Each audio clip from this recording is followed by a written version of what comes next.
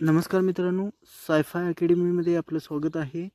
आजचा आपला टॉपिक असणार आहे बफर सोल्युशन्स वगैरे जे आहेत त्या रिलेटेड आपला हा विषय असणार आहे.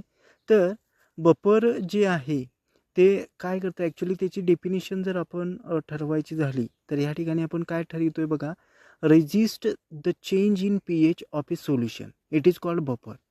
म्हणजे ह्या ठिकाणी आपण म्हणू शकतो जे काय केमिकल रिॲक्शन होते ती chemical reaction at a particular टाईमला आपण त्या ठिकाणी स्टॉप करण्याचं जे काय टायमिंग ठरवतो त्यालाच म्हटलं जातं बफर सोल्युशन. म्हणजे बफर सोल्युशन काय करतं की त्या ठिकाणी रिॲक्शन जी स्टॉप झालेली आहे त्याचं इंडिकेशन देण्याचं काम हे बफर सोल्युशन करतं. मग आता ह्या ठिकाणी वेगवेगळे बफर्स वगैरे असतात. आता एक म्हणजे ह्या ठिकाणी वेगवेगळे दिलेलं आहे बघा. तर कॉम्पोनंट्स आणि टाइप्स ऑफ बफर असं त्या ठिकाणी आपल्याला दिलेलं पाहायला मिळते. आता टाइप्स ऑफ बफर ह्या ठिकाणी किती सांगितल्यात बघा, दोन प्रकारचे सांगितल्यात. एक म्हणजे ॲसिडिक बफर आणि दुसरा म्हणजे बेसिक बफर. आता ॲसिडिक बफर जो आहे त्याचा pH किती असतो, लेस दॅन 7 असतो. मग त्या ठिकाणी आपण बघू शकतो ॲसिटिक ॲसिड. त्याचबरोबर बेसिक बफर जो आहे त्या ठिकाणी दिलेला आहे ग्रेटर दॅन 7 त्या ठिकाणी दिलेला आहे. आणि त्याचा जो बेस आहे तो अमोनियम हायड्रॉक्साईड आपण त्या ठिकाणी बघू शकतो NH4OH किंवा NH4Cl. अशी दोन जी बफर आहेत ॲसिडिक बफर आणि बेसिक बफर, असे दोन बफर्स आपल्याला त्या ठिकाणी पाहायला मिळतात. आता कॉम्पोनंट जे आहेत ते त्या ठिकाणी दिलेले आहेत बघा, वीक ॲसिड प्लस साल्ट आणि वीक बेस प्लस साल्ट असे दोन त्या ठिकाणी कॉम्पोनंट आपल्याला दिलेले पाहायला मिळतात.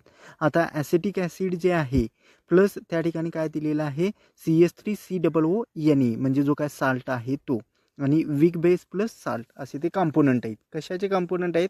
ॲसिडिक बफर आणि बेसिक बफरचे.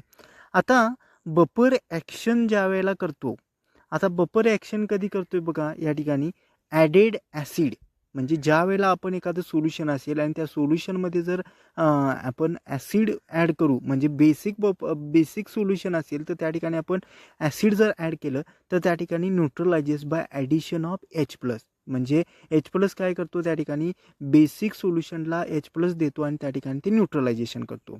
आणि त्याचा ज्या वेळेला ही प्रक्रिया घडत असते त्यावेळेला त्या ठिकाणी काय होते, कलर चेंज होतो आणि कलर चेंज झाल्यामुळे त्या ठिकाणी आपल्याला रिॲक्शन कंप्लीट झालेली समजते. त्याचबरोबर ॲडेड ऑफ बेस, त्या ठिकाणी आपण ज्या वेळेला ॲसिडिक सोल्युशन असतं त्या ॲसिडिक सोल्युशनमध्ये आपण काय करतो, बेस त्या ठिकाणी बेसिक सोल्युशन ॲड करतो आणि बेसिक सोल्युशन ॲड केल्यानंतर त्या ठिकाणी काय करतं, न्यूट्रलायझेशन ॲडेड बाय OH-, म्हणजे ॲसिडिकमध्ये OH- त्या ठिकाणी H+ घेतो आणि त्या ठिकाणी रिॲक्शन कंप्लीट करतो. म्हणजे त्या ठिकाणी काय होतं, कलर चेंज होतो आणि आपल्याला कळतं की त्या ठिकाणी रिॲक्शन कंप्लीट झालेली आहे आणि त्या ठिकाणी थांबते ती रिॲक्शन. तर अशा प्रकारे जे काय आहे बफर सोल्युशन काम करत असतं. त्याचबरोबर ह्या ठिकाणी pH रिमेन्स स्टेबल, म्हणजे जो pH आहे, म्हणजे pH किती असतो आपला 0 पासून 14 पर्यंत. तर हा 0 पासून 14 पर्यंतचा जो pH आहे, आता 0 to 7 आपला काय आहे त्या ठिकाणी ॲसिडिक आहे. आता 7 जो आहे तो मिडल न्यूट्रल आपण मानतो आणि 7 पॉईंट समथिंग टू 14 पर्यंत आहे तो बेसिक आहे. तर अशा प्रकारे जे काय आहे बफर सोल्युशनचं काम होतं. त्याचबरोबर या ठिकाणी बफरचे ॲप्लिकेशन जर आपण बघायचे झाले तर का आहेत बफरचे ॲप्लिकेशन? फार्मास्युटिकल ड्रग स्टॅबिलिटीसाठी त्या ठिकाणी बघितलं जातं. Biological system for blood pH balance करण्यासाठी बघितलं जातं. त्याचबरोबर ॲनालिटिकल केमिस्ट्री pH कॅलिब्रेशनसाठी त्या ठिकाणी बघितलं जातं आणि इंडस्ट्रियल आणि लॅब्स फर्मेंटेशन फूड प्रोसेसिंगसाठी त्या ठिकाणी त्याचा उपयोग केला जातो. तर हे जे काय आहेत बफर सोल्युशनचे ॲप्लिकेशन म्हणून आपण बघत असतो.